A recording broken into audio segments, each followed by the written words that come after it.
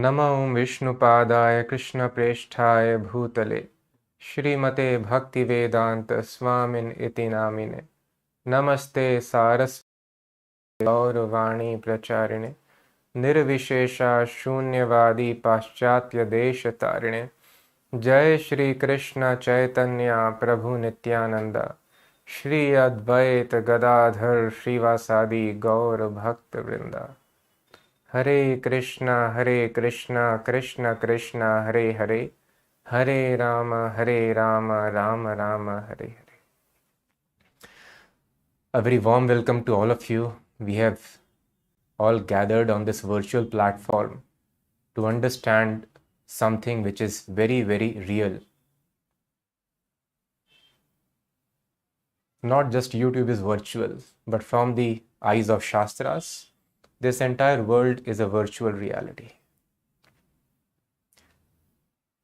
War, pestilence, famine, drought, floods, and there is no end to the number of problems that we face today.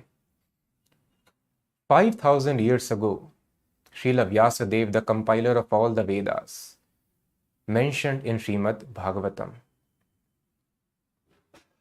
Manda sumanda matayo manda bhagya hi upadritaha. People in this age of Kali would be very much disturbed by various problems. They would be very, very lazy for spiritual advancement. They would be misguided. And above all, they would always be disturbed. Hyupadritaha. So we are trying to find out the reason why there are so many problems, and we are putting best of the brains how to solve it. But Ved Vyasa has told the reason is it is the season of all the problems.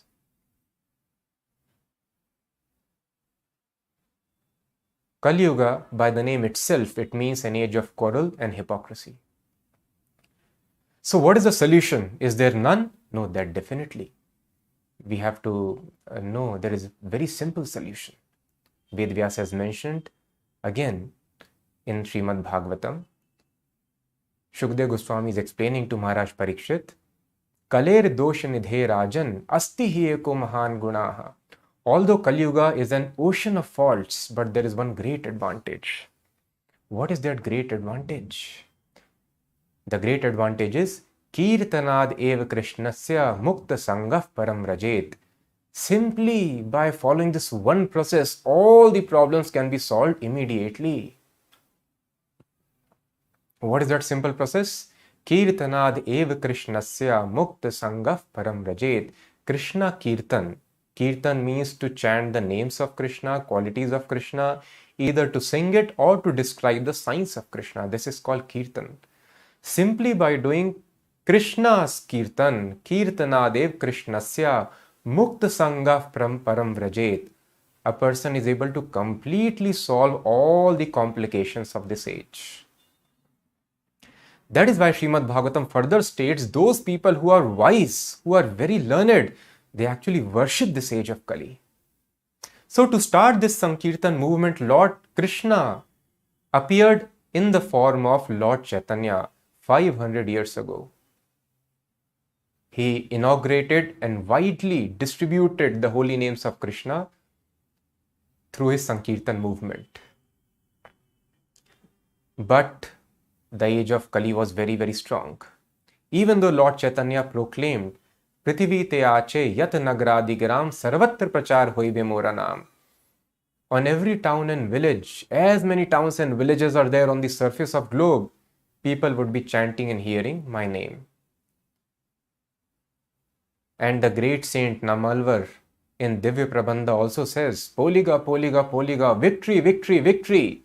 All the inauspiciousness of the living entities is destroyed. People are no more going to hell. Yamaraj has got no work to do. Why this is happening?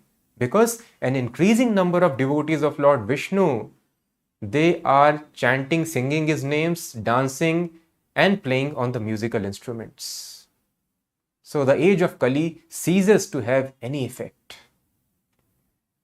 But the Sankirtan movement almost vanishes. By the end of the 18th century, it is gone. the age of Kali shows its effects again. The topmost confidential science of devotional ecstasy is misrepresented as some sentimental religion. Lord Chaitanya explained God cannot be understood merely through the scriptures. Pure devotion is required. So people started neglecting all the scriptures and started shedding artificial tears without knowing even the basics of science of God. And what remained as Chaitanya's movement were a bunch of sentimentalists with no practical science and understanding of God. But two powerful sons arose. Two great stalwart Vaishnavas, associates of Lord Chaitanya, appeared as Srila Bhaktivinoda Thakur and his great son, Srila Bhakti Siddhanta Saraswati Thakur. And both of them, they again revived the scientific basis of Krishna consciousness, established this Sankirtan mission, and Bhaktivinoda Thakur, although he was a grahastha, but he was very, very efficient. Even though he was attending his court duties, he had a large family, but he was able to preach very nicely. Prabhu, this can be switched off and you can avoid this. Sorry. Yes, thank you. So although Bhaktivinoda Thakur was very, very busy in his duties, he tried to preach Krishna consciousness. And at some point of time, even though Bhaktivinoda Thakur was magistrate, very efficient, very erudite scholar, pure devotee of Krishna, but he expressed his helplessness. I am not qualified to fulfill this prophecy of Lord Chaitanya that in every town and village, the name of Krishna, Lord Chaitanya should be spread. So he requested Lord Krishna, Lord Gauranga, please send somebody from your personal associates to do this task. So this is all humility of a Vaishnava. Vaishnava is all powerful. Srila Prabhupada later explained, Bhaktivinoda Thakur could have single-handedly finished the entire mission. Each and every devotee of Lord Chaitanya is so powerful that they can deliver an entire universe on their own. So this can be compared to the mood of Advaitacharya. Who is Advaitacharya? None other than Lord Vishnu himself. Advaitacharya also expressed his helplessness in delivering people, eradicating the influence of Kali Yuga. So he told, my dear Lord, you only have to descend. And Advaitacharya worshipped, and he was, with his ardent prayers, it was that Lord Krishna incarnated in the form of Lord Chaitanya. So Advaitacharya is Lord Mahavishnu himself. He can make everybody devotee, deliver all the universes, but this is the mood of devotee. Depending on Krishna's plan, they take a humble position at times. Krishna has his own plan. He wants to engage some of his intimate associates in doing a particular Lila and pastime. Why this Lila happens? So this is reciprocation from Krishna. Just like pure devotee of Krishna has no other business than to glorify Krishna, similarly, Krishna also has got no other business than to glorify his pure devotee. In the 11th chapter, when Arjuna was displayed the universal form, Lord Krishna explained to Arjuna, see, everybody is killed. So even if you do not fight, nobody is going to go unhurt from this battlefield. So, nimitta matram bhava sabya sachin. If you want credit, you can do so. So how much ever we may try hard, nobody will be able to eradicate the influence of Kali Yuga. The problems will remain. And the Sankirtan movement will spread, but those who are wise, they try to act as instrument in the hands of God, and thus they get all the credit. So Krishna, out of his affection, he wanted to make Arjuna famous, although he was less powerful as compared to very, very strong opponents on the other side. He was like a small fish, and they were huge sharks. But Krishna showed, if you become my devotee, then what is your life? And Arjuna was thus glorified. So Lord Krishna had a special plan here. So Bhaktivinoda Thakur, in all humility, he prayed for Lord Chaitanya's personal associate to come and establish this Sankirtan mission again, preach far and wide Krishna consciousness. So Bhakti Siddhanta Thakur came. Bhakti Siddhanta Maharaj, Bhaktivinoda Thakur kept on pushing this mission, and very well knowing that it is Lord Chaitanya's desire that now, so long this message was limited to this portion, it should reach the West. So he sent his disciples, and after a long but not very successful tenure, his stalwart sannyasi disciples came back. Nevertheless, not being disappointed, Srila Bhaktisiddhanta Saraswati Thakur had strong faith, implicit faith in the words of Lord Chaitanya. Prithvi Teyache Yat Nagradigram, on every town and village Sankirtan movement has to spread. With a strong faith in the words of his father, who was also his preceptor and grand spiritual master, Bhaktivinoda Thakur told, very soon I see that people all across the world, the French, the Germans, the Russians, the English, the Americans, they are holding banners in their hand and they are chanting the names of Krishna, playing Mridanga and Kartal. They are raising Sankirtan throughout the streets of the entire world. Very soon that day is going to come. So Bhaktisiddhanta Maharaj told, even though they are not very successful, but I have a prophecy.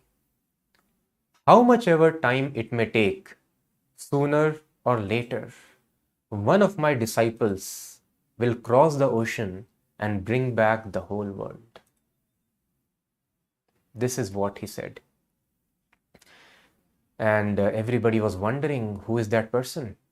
And some of the followers of Bhaktisiddhanta Maharaj, good devotees, simple devotees, they thought, maybe Chaitanya Mahaprabhu, when he said, Prithvi Teyache Yat Nagradigram, he meant only this India. Throughout the India it would be spread. Because their experience of preaching in Western countries was one word, it is impossible.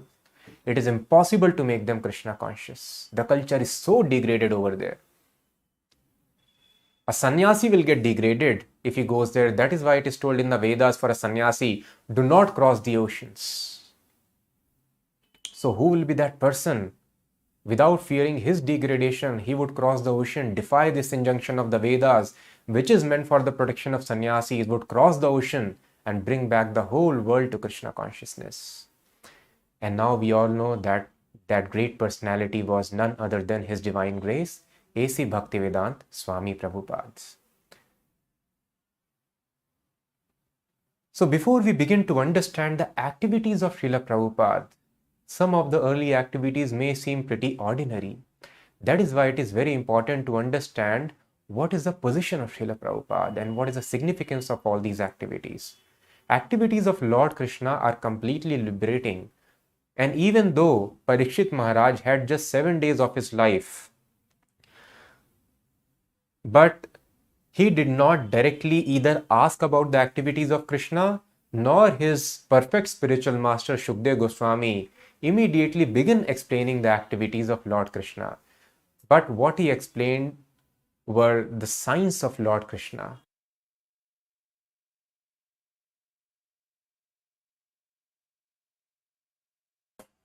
Maintenance of this world and the destruction of this world. How so many planets, innumerable universes are being maintained. And when a person understands, oh, how difficult it is, how wonderful, amazing it is. Now we do not even know what is there in the nearest planet. And when you understand the description of entire universe and so many universes, what is the physics, what is the chemistry, what is the real science, then you understand. Just Prabhupada told, you tell God is great, but you have to know how great God is, then you will surrender to God. So thus, it is told in the scriptures, any kind of activity of this world, if you become attached to them, any kind of sense object, either vision, sound, any kind of pleasure sensation, it entangles us in this material world. But Mahat Sevam Dwaram Ahur Vimuktehi. The same attachment, when it is dovetailed for the pure devotee of Krishna, it immediately liberates a person. So we would have heard many, many dramas, many, many biographies, many, many stories.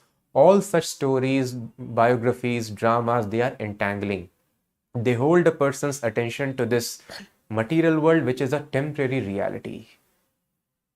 People become elated, happy at times, and remain stressed out most of the times. But everything goes in vain. People leave the body, pick up another body, and the suffering continues.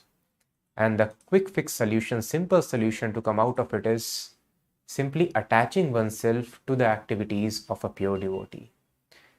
As a person who is dreaming, he gets in contact with any sound which is coming from the real world, he immediately wakes up. And all the problems of the dreams are solved immediately. In a similar fashion, if we are able to absorb ourselves and meditate on the pastimes of Lord Krishna or his pure devotee, immediately the door to liberation opens and all the problems of life are solved. This is Bhakti Yoga. It is so simple. But the one which is very important qualification of Bhakti Yoga, which is very, very difficult to have, is the association of pure devotee.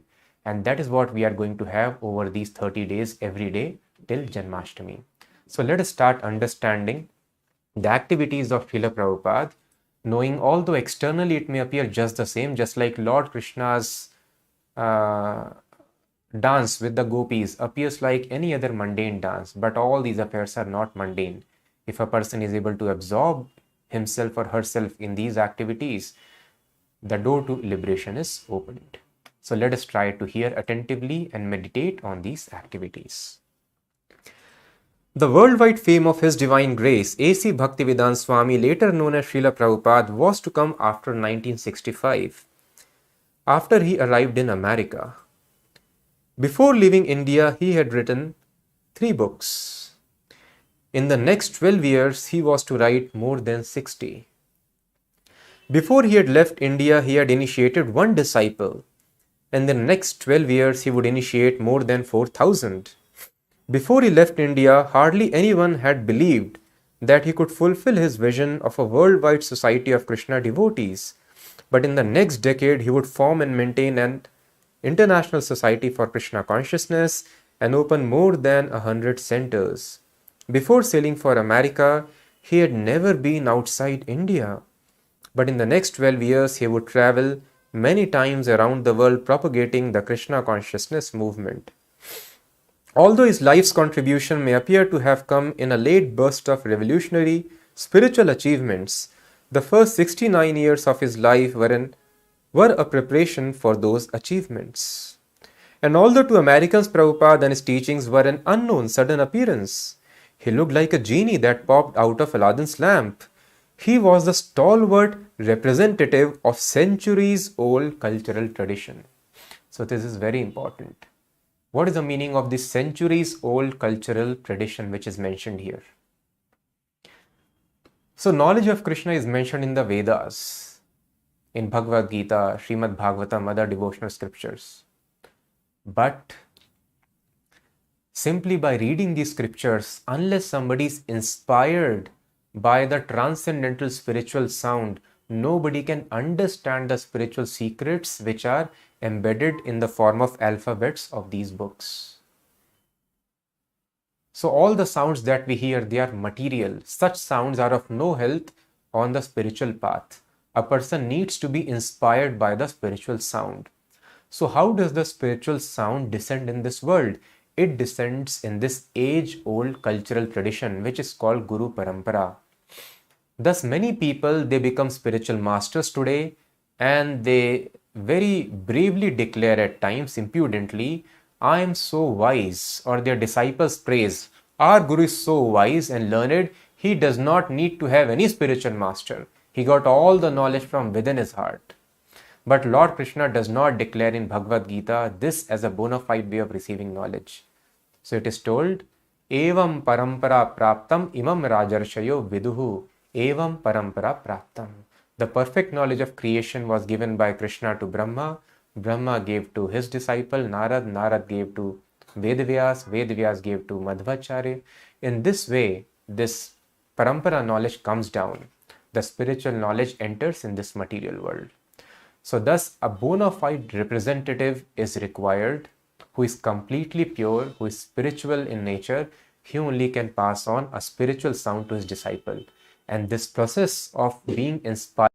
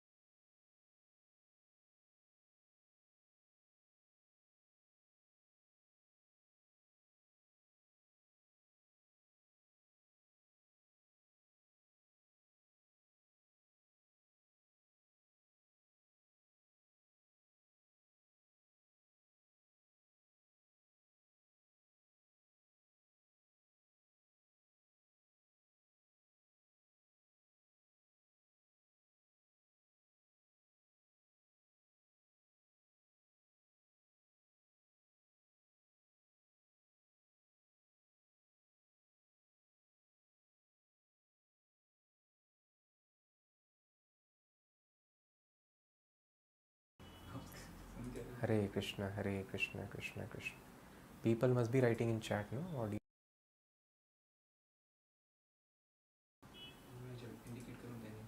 Okay. Hare Krishna, Hare Krishna, Krishna Krishna, Hare Hare. Hare Ram, Ram Ram, Hare Hare. Hare Krishna, Krishna Krishna, Hare Hare. Hare Ram, Ram Ram, Hare. So I'm sorry, the audio went missing.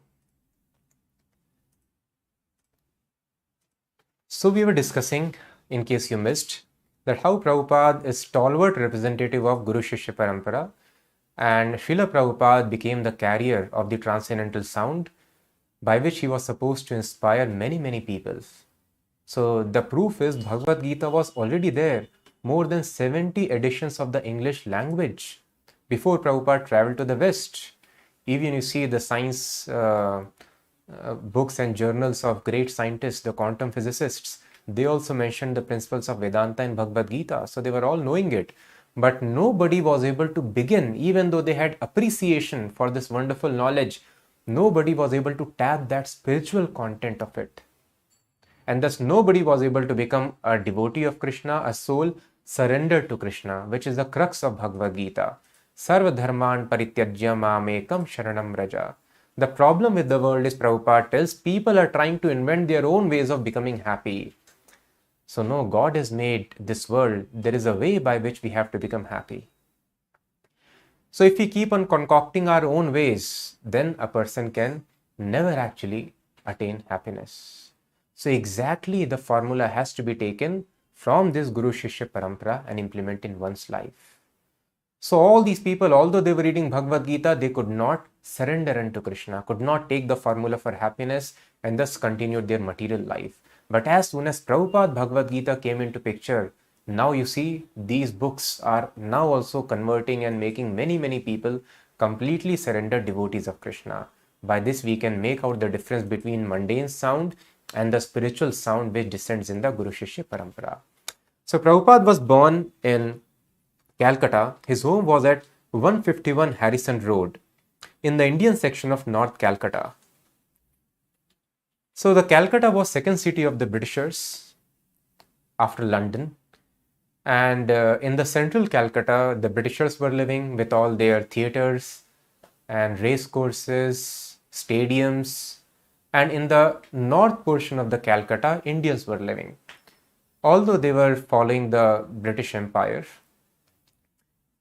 as their rulers, but still they would maintain their cultural traditions. Women would wear saris, men would wear dhoti and kurta, and they would maintain their cultural tradition, remaining loyal at the same time to the British throne. So it was in this area, North Calcutta, 151 Harrison Road, that Prabhupada was living. An entire block of properties on either side of the Harrison Road belonged to Loknath Malik. And Gaur Mohan and his family lived in few rooms of a 3-story building within the Malik properties. Across the street from the day's residence was a Radha Govind temple, where for the past 150 years the Maliks had maintained worship of the deity of Radha Krishna. Various shops on the Malik properties provided income for the deity and for the priests conducting the worship. Every morning before breakfast, the Malik family members would visit the temple to see the deity of Radha Govinda. They would offer cooked rice, kachoris, and vegetables on a large platter and would then distribute the prasadam to the deity's morning visitors from the neighborhood. Among the daily visitors was Abhay Charan, accompanying his mother, father, or servant.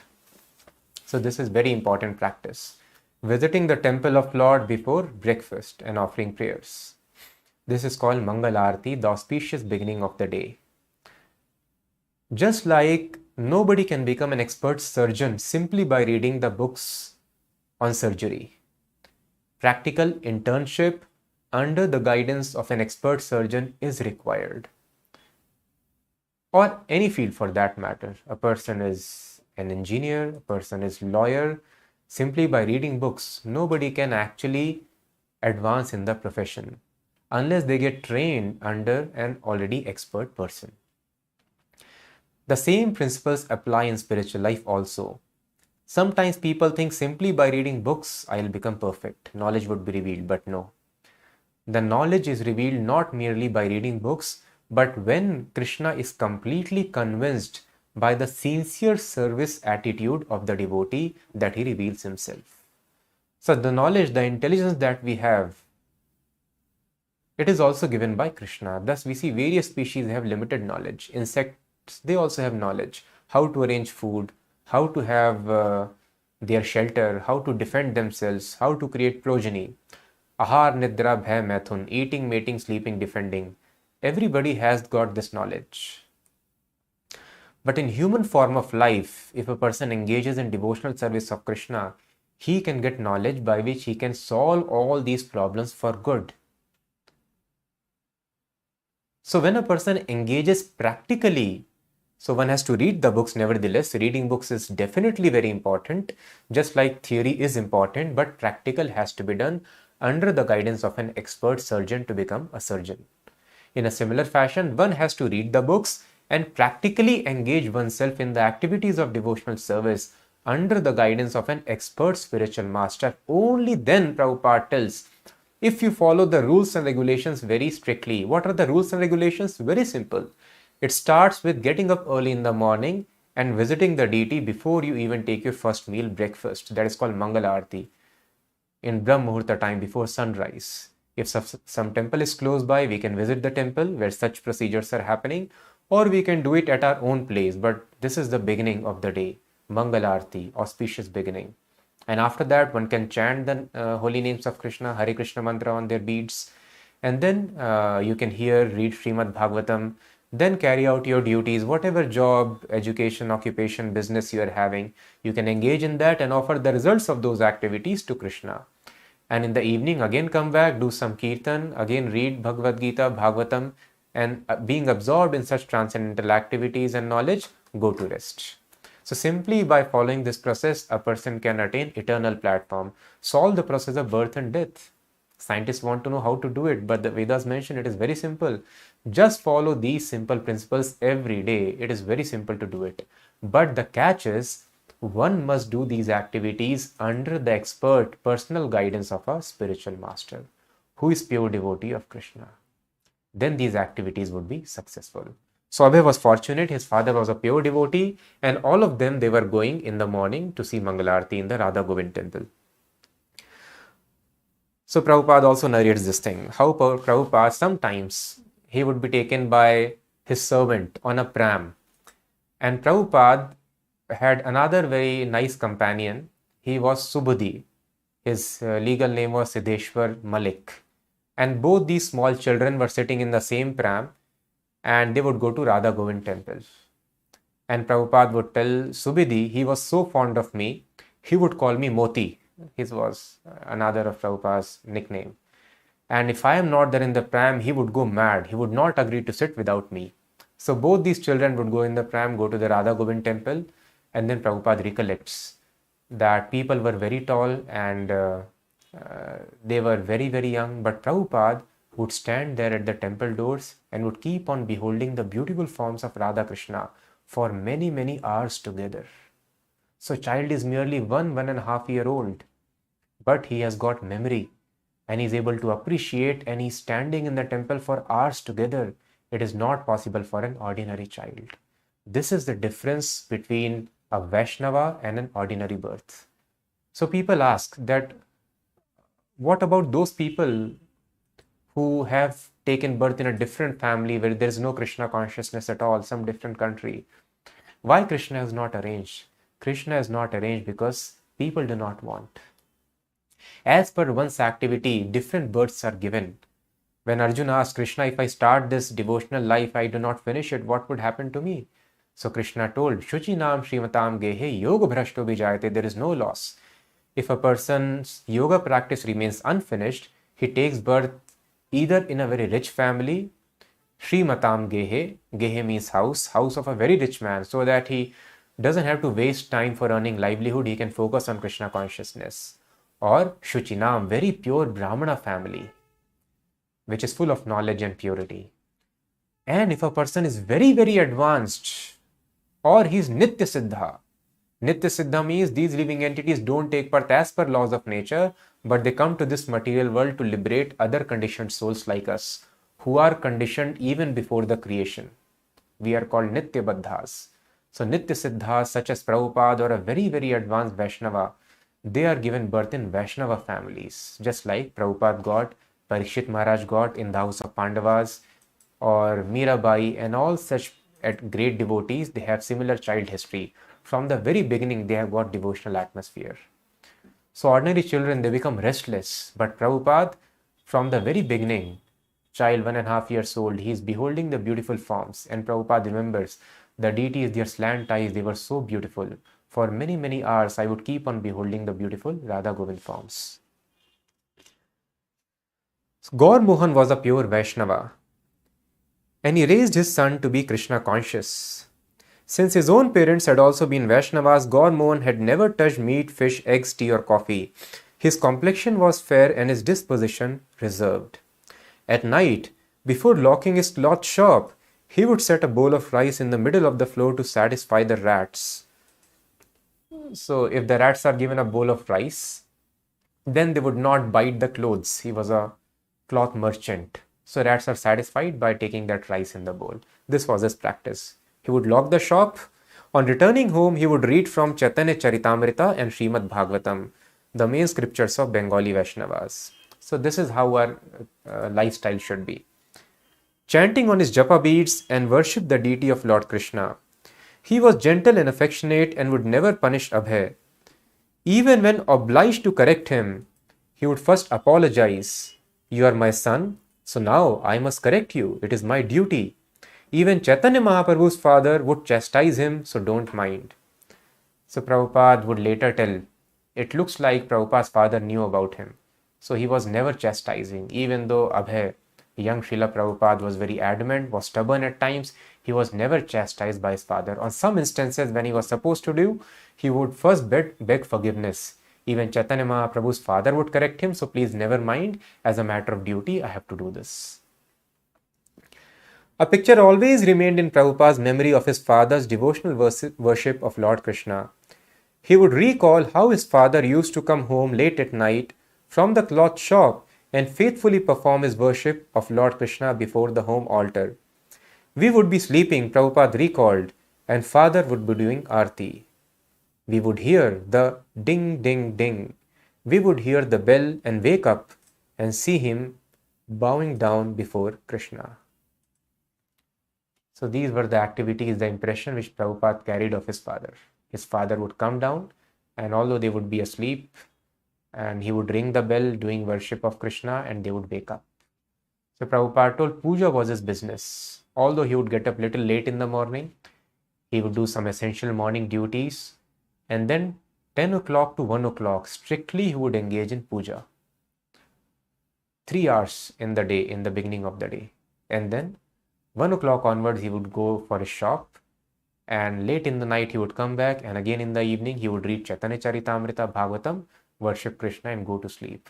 So this is very simple formula which people have been following for many ages. So we also can apply this simple thing in our life. And a sandwich formula, spiritual, regular duties, offered the results to Krishna, evening again a spiritual program, and the life becomes successful. Gaur Mohan wanted Vaishnava goals for his son. He wanted Abhay to become a servant of Radha and Krishna. So just see, this is a Vaishnava father. Gaur Mohan did not want Abhay to become manager of or the owner of a very big industry, or that of, to get the fame of a very big barrister. Prabhupada's arrangement was there to go to the West, but he told, no, I don't want him to do that. I want him to become a servant of Radha and Krishna. And to that end, he educated his son, gave him all the required material support and education, but ultimately so that he can become servant of Radha and Krishna. He wanted Abhay to become a servant of Radha and Krishna, to become a preacher of Bhagavatam, and to learn the devotional art of playing the mridanga drum.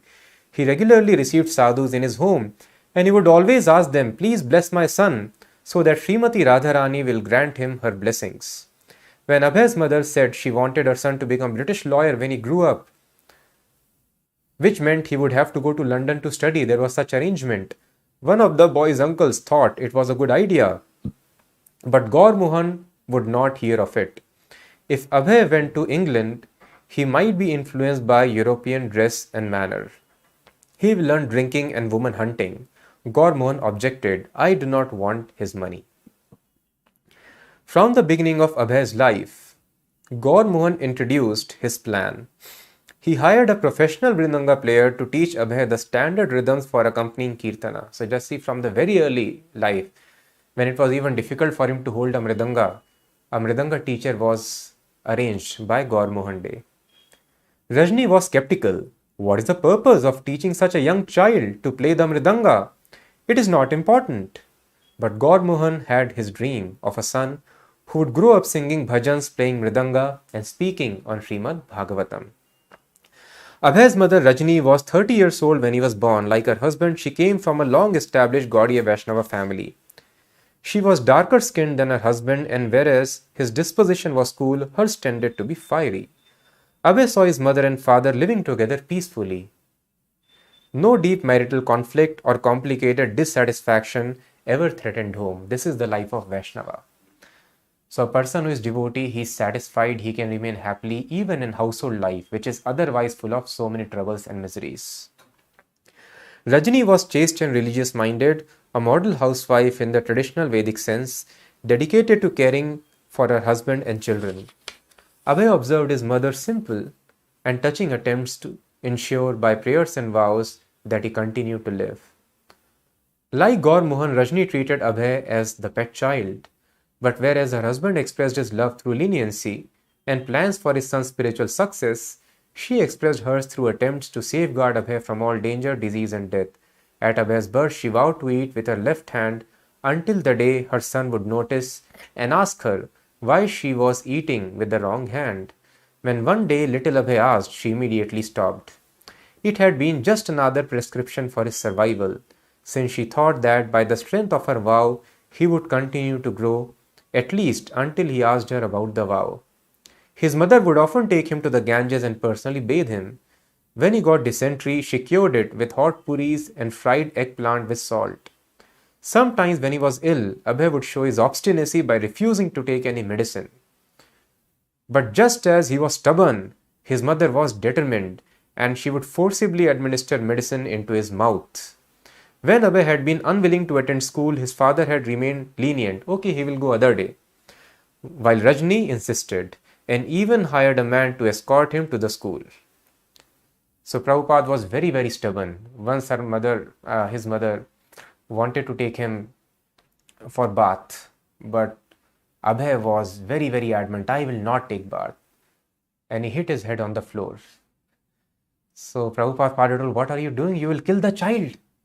So Prabhupada tells another instance. Once they were going near few shops, and Abhay immediately got attracted to a toy gun. And he told, Father, I want a gun. So he told, no, I will not give you. What is the need of a gun? But then he started crying. He started throwing his hands and legs, sat on the floor. And his father told, okay, I will give you a gun. And then told, no, not one. I want two guns. So his father asked, why you want two guns? So Abhay told, one for this hand and one for this. I want two guns. So very nice and charming activities of Srila Prabhupada. Throughout northern India, Lord Krishna is accepted by the great majority of people as a supreme form of God. This version of Krishna is actually in accordance with the Vedic scriptures, especially the Bhagavad Gita, which is most widely read Vedic literature. Naturally, therefore, Abhay imbibed Krishna consciousness from his very birth. Moreover, his father was particularly religious, and in later years, Prabhupada would refer to him as a pure devotee of Krishna. Gaurmohan used to take his son even before the child was old enough to walk to a nearby temple of Radha Krishna, known as Radha Govind Mandir. Prabhupada later recalled, as we just discussed, standing at the doorway of the Radha Govind temple, saying prayers to Radha Govind Murti for hours together. The deity was so beautiful with his slanted eyes. So even before he was old enough to walk, he was going there, and Prabhupada recollects this wonderful thing. These are the signs of Nitya Siddha. Prabhupada tells, there has never been a moment in this life when I have forgotten Krishna even for a single moment. This is the sign of a pure devotee. All the external activity could be like a materialist, but within their heart, they don't forget Krishna even for a single moment. Abhay was also enamored, not with some mundane rock and roll, some mundane sports, but what enamored Abhay was the Rath Yatra festival of Lord Jagannath held yearly in Calcutta. The biggest Calcutta Rath Yatra was held at the Radha Govind Mandir with 3 separate carts bearing the deities of Jagannath, Balram and Subhadra. So Prabhupada was very much enchanted by Rath Yatra festival. And Prabhupada also, when he was merely 6 years old, he demanded, Father, I also want a Ratha. I want to have this Rath Yatra. And then his father arranged for a cart, miniature cart, and they would paint it and arrange the canopies on top of the cart to make it look like the actual carts of Rath Yatra Puri festivals. And Abhay organized his neighbors, small children. He would request the neighborhood people, all the other mothers, that please make some special dishes. I want to organize, and just on the lines of the great actual Rath Yatra festival, Prabhupada also would organize every year 8-day Rath Yatra festivals. 6 years old, just see. And he is having Rath Yatra festivals. And the children always, think of visiting some theme park or some other place of entertainment. Prabhupada's desire was, when I would go to Jagannath Puri and Vrindavan. So Prabhupada would sometimes go to railway station, would check the train timetable, would check the train fare. He would always think, when would the right time come? When will I be able to make it to Jagannath Puri and Vrindavan Dham? These were the desires of Prabhupada.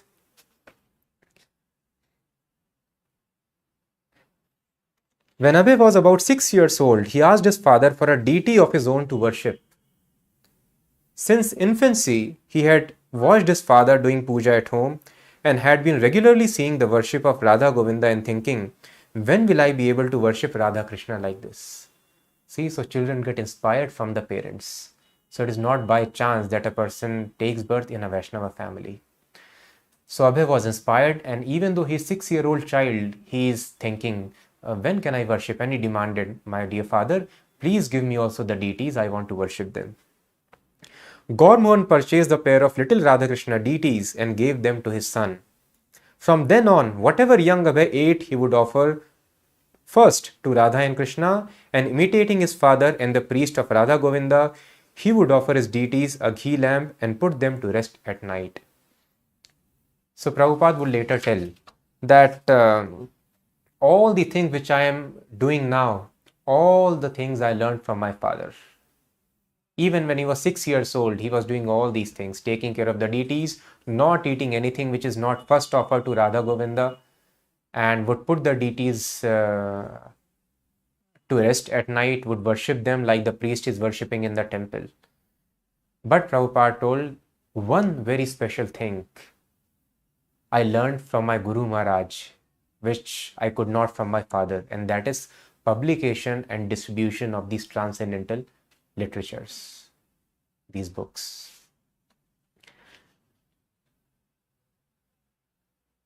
During Abhay's college years, now he went to college. His father arranged for his marriage, selecting Radha Rani Datta, the daughter of a merchant family with whom he was associated. For several years, Abhay lived with his family and she with hers. So although she was very young, around 11 years, and Srila Prabhupada was around 20 plus when they got married. So child marriage has got a great merit. It is not that they would start living immediately together. No, Prabhupada continued his college life and she was at her house.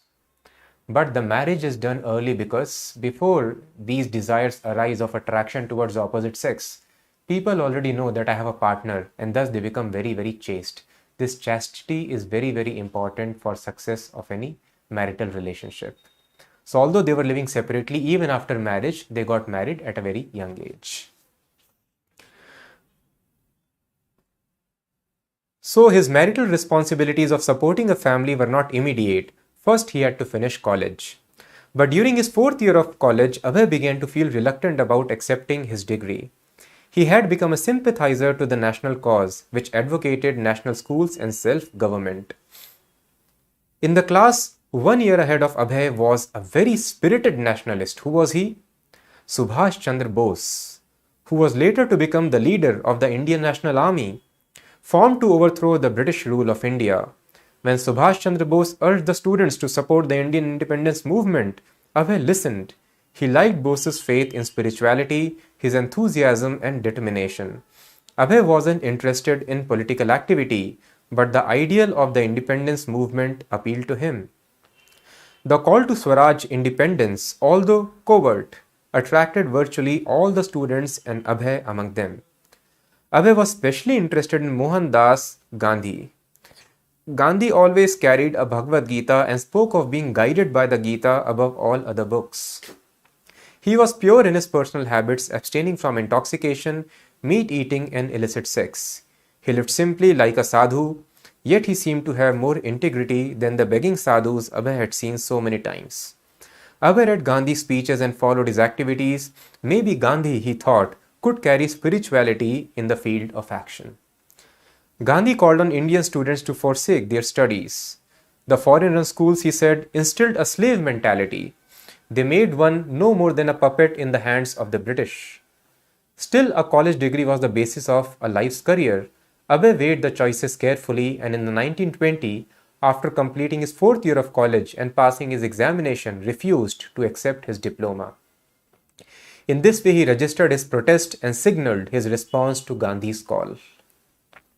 After the killing at Jallianwala Bagh, where British soldiers had shot to death hundreds of unarmed Indians who had gathered for a peaceful meeting, Gandhi called for a complete non-cooperation and boycott of everything British. In refusing his degree, Abhay was moving to align himself more closely with Gandhi's independence movement. Although Abhay's father was disturbed, he didn't resent his son's action. He was more concerned for Abhay's future than for the destiny of India's politics. He therefore arranged for good employment for Abhay through a prominent friend of the family, Dr. Kartik Chandra Bose. Dr. Bose, a distinguished surgeon and chemical industrialist, had his own establishment, Bose's Laboratory, in Calcutta, and he gladly accepted Abhay as a department manager in his firm. So Srila Prabhupada became a Gandhian, a follower of Mohandas Karamchand Gandhi, Mahatma Gandhi, because he thought Mahatma Gandhi would be the one who would practically take the teachings of Bhagavad Gita in the field to the common people. But he was not very much satisfied with the movement. And although he was part of the Gandhian movement, he started wearing khadi clothes. Prabhupada's father was concerned about the future. He was to become a great preacher.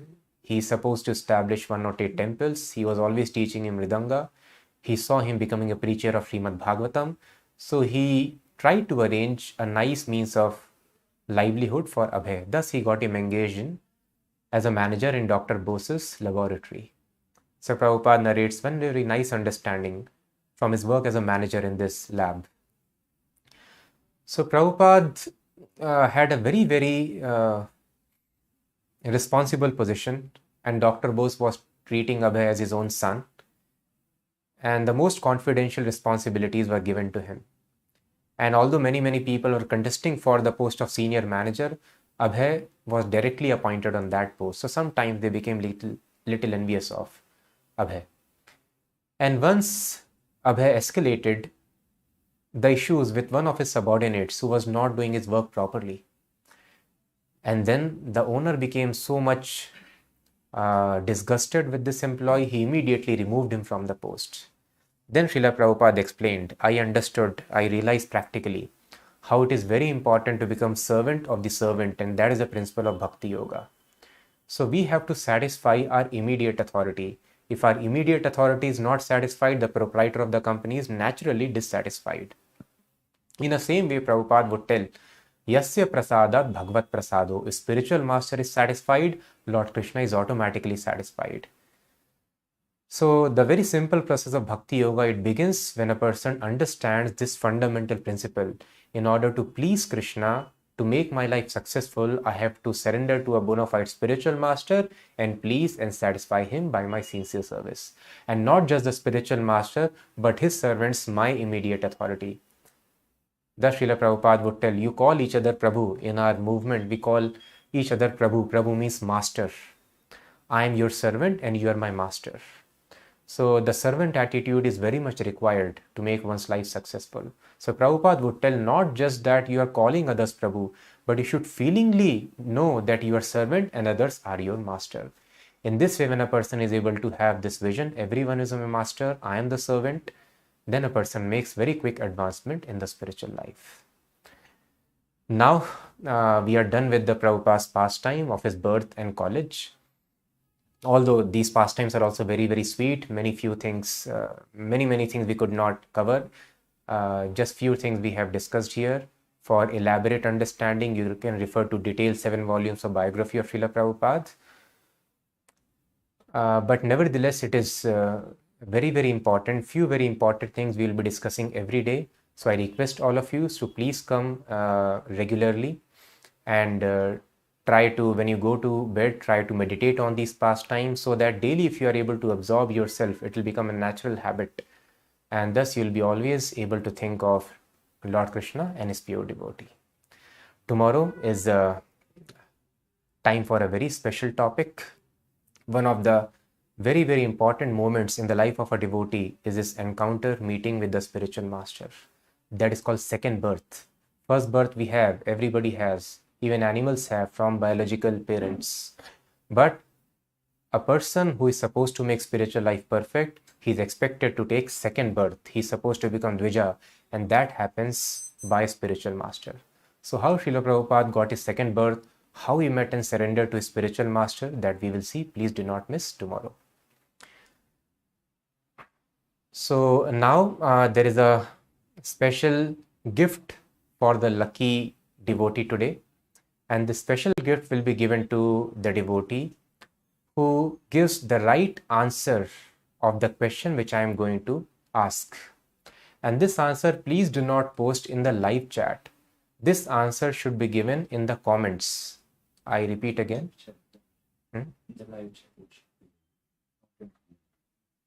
Okay, so the answer. Okay, beg your pardon. You should give in the live chat, not in the comments.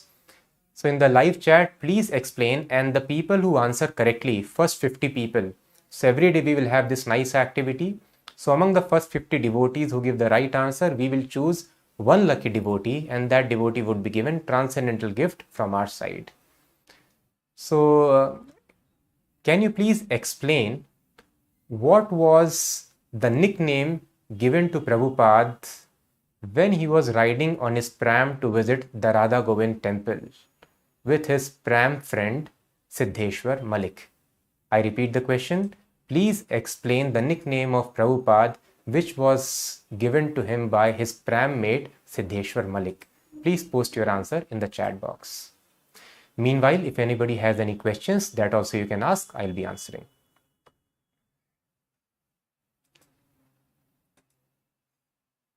Do we have any questions? Yeah.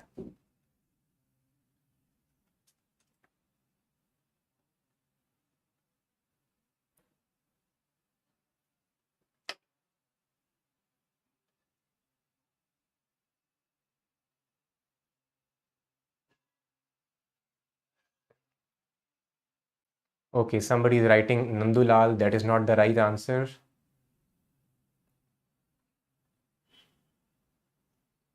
Some people have heard it nicely.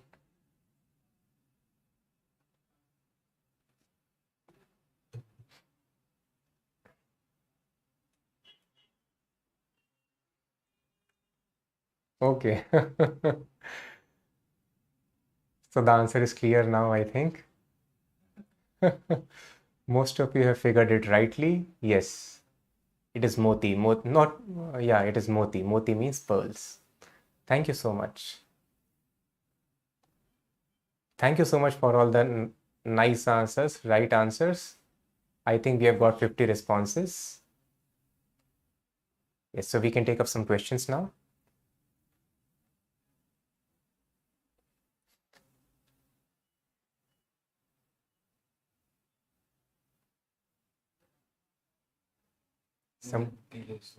Okay. Prabhu, sometimes we preach about Krishna consciousness, but people don't believe of the authenticity of our parampara. How to convince them? So first of all, you request them to take out time to understand if any coaching institute is authentic or not. You go there, you study the books and meet with the teachers over there, so that if a person does, they will be able to understand. And secondly, you can see by the result, if from any coaching institutes, people are regularly cracking a competitive examination with high ranks, that means it is nice. So what is the instruction of Lord Krishna in Bhagavad Gita? Sarv dharman parityajya mam ekam sharanam raja man mana bhav mad bhakto. That whether we are able to make people devotees of Krishna or not, whether devotees are able to surrender themselves to Krishna or not, whether their material desires are reducing or not, and all this is widely evident by not just people of this country, all across the world. This impact has been created through this glorious parampara of which we are part of. I think these two things would suffice. Hare Krishna, how a woman should dress according to the Vedas? Very nice question. So women and men, they are supposed to wear very nicely using dhoti and kurta, chadar is a dress for men, and women should wear dhoti or saris, as you know, in India we still know it. And the culture is the head also should be covered with the sari. And one Mataji was very nicely explaining. So these days women want empowerment, and then somehow they are wearing some dresses which may not be very good, and somehow there is molestation and like that. And this devotee Mataji was telling, now that I'm following Krishna consciousness, I dress myself in this regular traditional attire.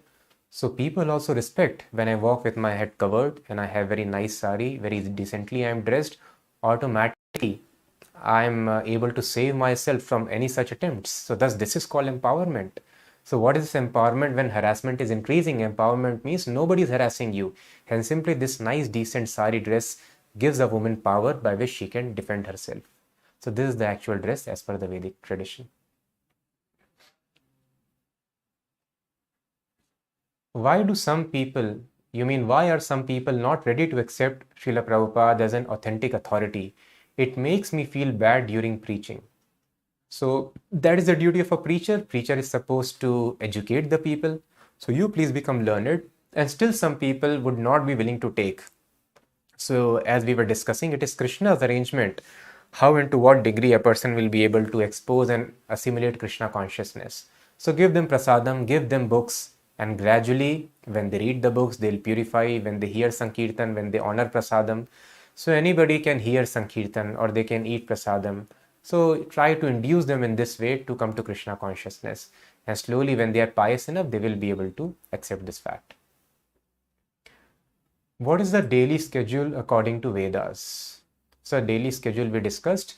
In the morning before Brahm Muhurta, we should get up. Brahm Muhurta begins 90 minutes before sunrise, and we should take bath as soon as we get up.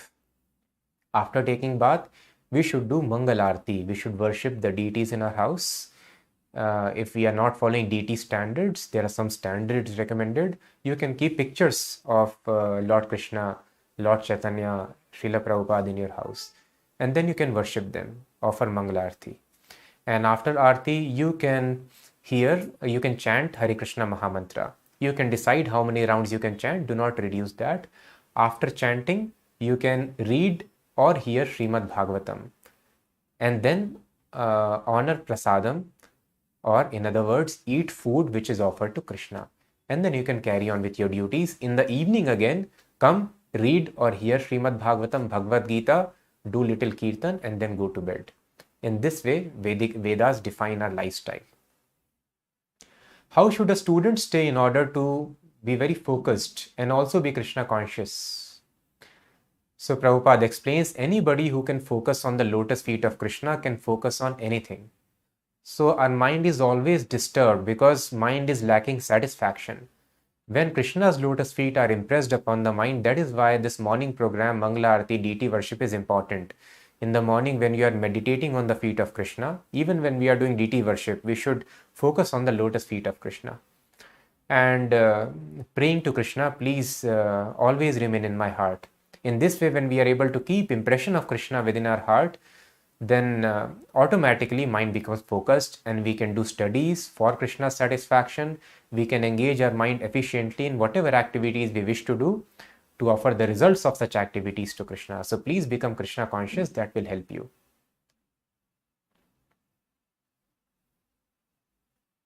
Hare Krishna Prabhuji, are Varnashrama system only for men? No, Varnashrama system is meant for everybody. Men, women, everybody has got a duty to perform, specific duty. Hare Krishna, it's mostly asked why Prabhupada did prachar in Europe, why not India? What is the answer we should give? No, this is not right. Prabhupada did prachar in India also. When Prabhupada was living, one of the biggest temples were temples of Mayapur, Vrindavan, Bombay, and Prabhupada was focusing all across the world. But specifically, Prabhupada's mission, what his Guru Maharaj gave him to preach in the Western countries. So that is why Prabhupada started with the West, but Prabhupada covered each and every continent, towns and villages. Prabhuji, what do you suggest if I chant 16 rounds at the time of Mangal Aarti and then decorate the altar and offer Darshan Aarti? Since after that I listen to Bhagavatam, after that I engage in other things. So there should be a fixed time for Aarti. You can do Mangal Aarti or Darshan Aarti. So before that time, chanting also can be done. That is also fine. Can we do chanting first and then do deity worship? Yeah, that also can be done. But as far as possible, time of deity worship should be fixed. So just like now in our temple, 4:15 in the morning, we do deity worship. But many devotees, they chant their rounds even before 4:15. So that is possible. But deity worship time is fixed 4:15. So as much as we are punctual, we are regular, and we have promptness in deity worship, to that degree we will advance. Hare Krishna Prabhuji, since there are 4 valid sampradaya for taking knowledge, how can one decide which sampradaya to follow if one has been learning from 2 or more different institutions? So Lord Chaitanya, being very merciful, he has summarized all 4 sampradayas into one, and thus he inaugurated this Sankirtan mission. So Lord Chaitanya is Krishna himself. So if a person follows Lord Chaitanya, he is perfectly following the teachings of all 4 sampradayas.